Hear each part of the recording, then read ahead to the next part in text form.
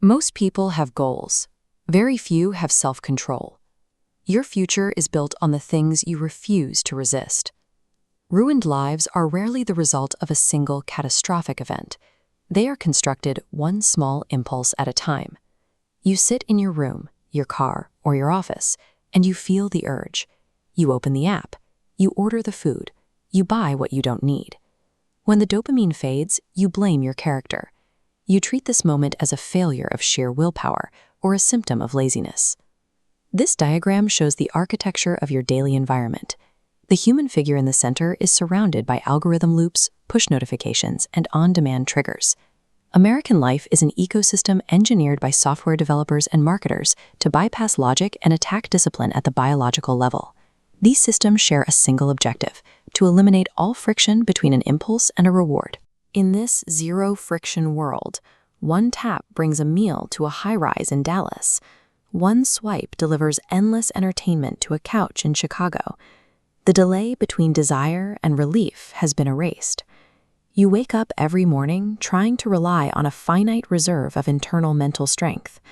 Meanwhile, you are stepping onto a digital and physical battlefield optimized to exploit your physiology.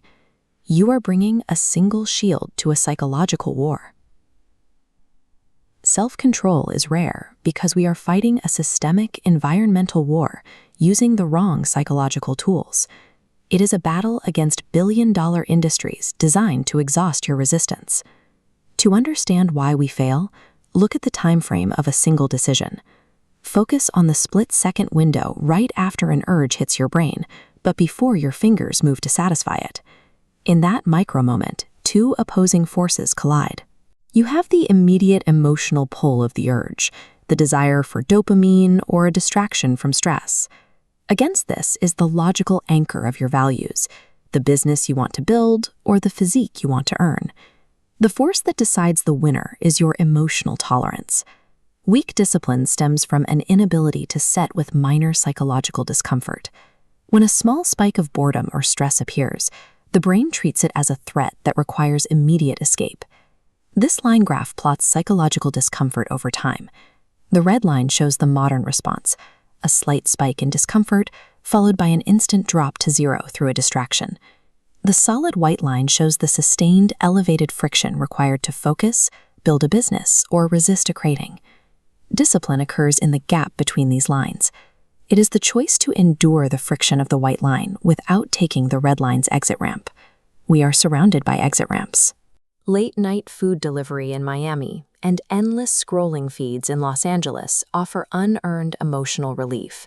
They train the mind to flee from friction the second it appears. The phenomenon labeled as a lack of discipline is a conditioned allergy to momentary emotional discomfort. Modern life rewards the search for relief and penalizes the tolerance of growth. These moments of weakness look small. Skipping one gym session or opening a tab to scroll for 5 minutes seems inconsequential. However, these micro-surrenders are compounding data points. No surrender happens in a vacuum.